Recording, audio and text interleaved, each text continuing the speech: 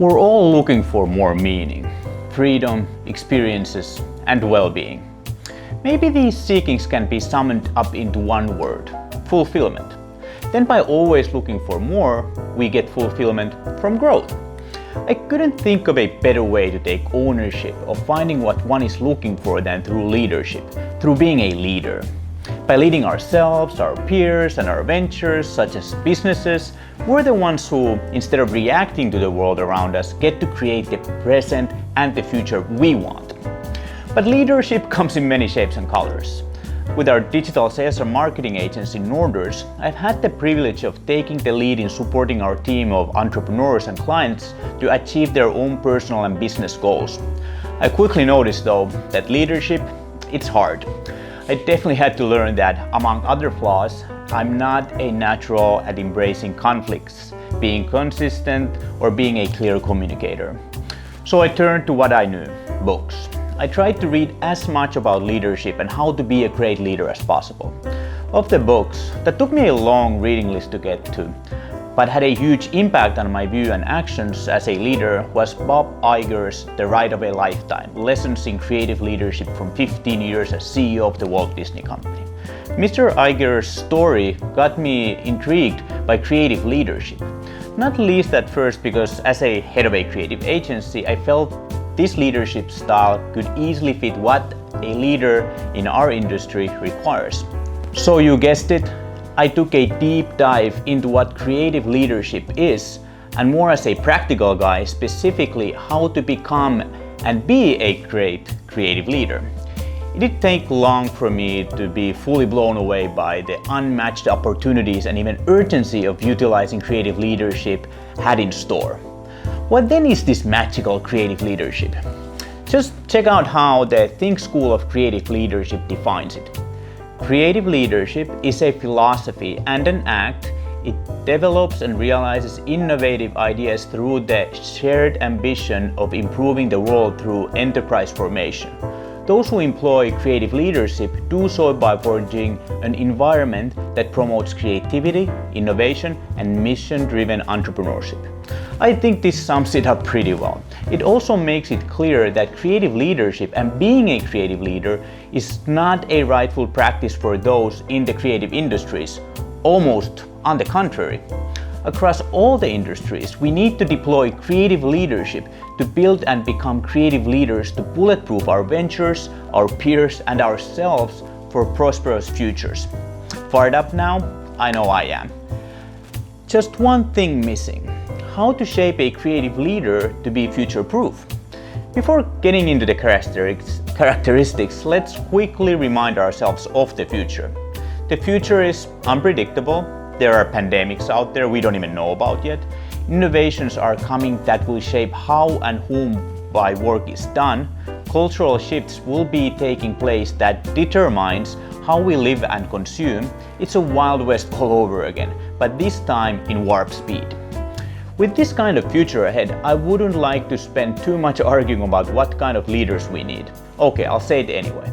We need leaders who can adapt, manage chaos, build security in their communities, and stick with their vision on the front line when the dirt hits the fan. We need, you guessed it, creative leaders. On that note, let's look at the 6 characteristics that make an outstanding creative leader based on what I think. First, has clear values. In today's unpredictable world, being innovative and adaptable means that we often don't know what will work tomorrow. In the marketing sphere, concrete examples are constantly evolving privacy laws, emerging disruptive technologies, and rapid changes in our markets. This means we creative leaders need to have a clear vision and clear mountaintop, but need to adjust approaches and tactics to get there. The danger in this is that our day-to-day operations can seem disorderly, and at worst, we can get sidetracked from our focus. To prevent disorderly operations or losing focus, we can use clear and systematic values that are unique or even untraditional. By communicating and living our clear values daily, we get to keep inspiring and thus leading even if our direct or short-term goals alter. Second, works hard with a clear vision.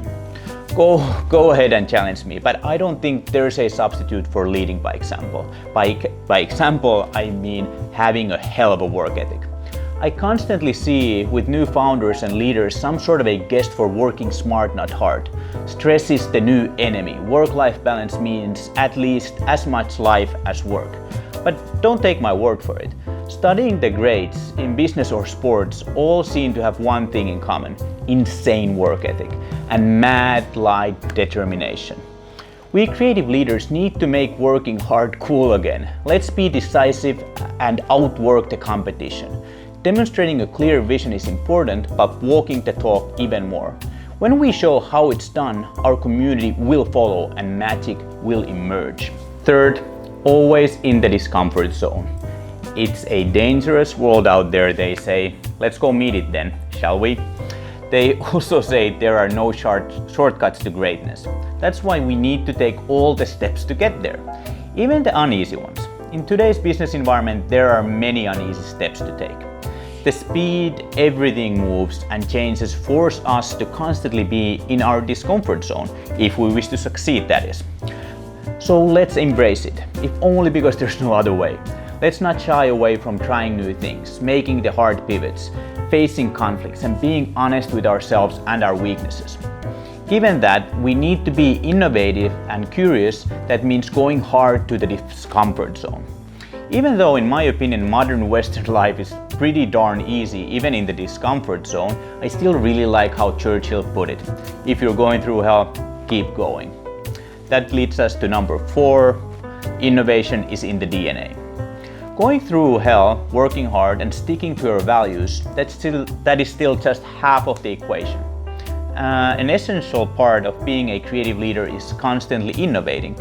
One of the most legendary sales quotes of all time is from Alec Baldwin's mouth in the movie Glengarry Glen Ross. It goes, "Always be closing."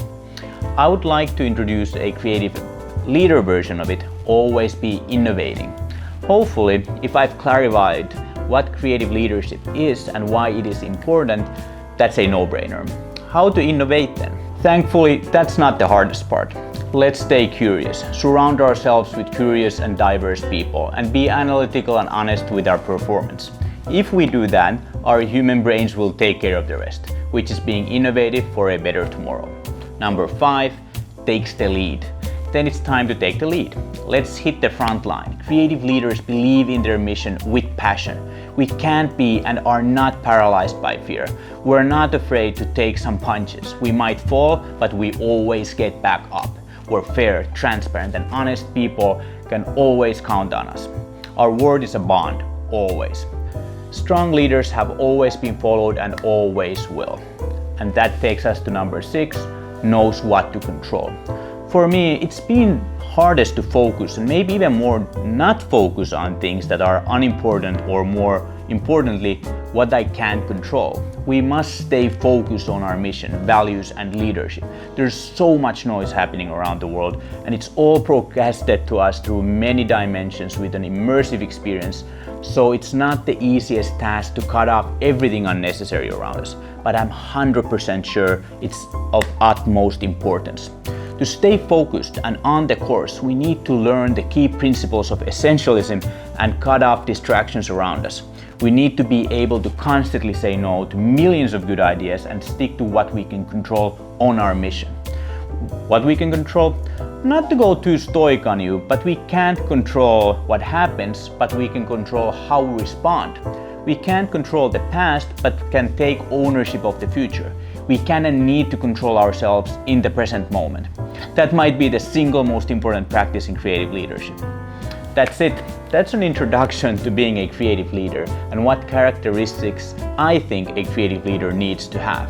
What do you think? Would really love to hear your take on this. So leave a comment here or email me at joonas@norders.agency or start a conversation on social media where you can find me from LinkedIn or Twitter. My name is Joonas Kylliäinen. I'm a creative leader, marketing entrepreneur, father, husband, aspiring athlete, and co-founder and CEO of Norders, a creative agency with roots in Finland and bases in Norway, Tallinn, and Dubai, with a network of rising star creatives around the globe. Looking to see you on the next one.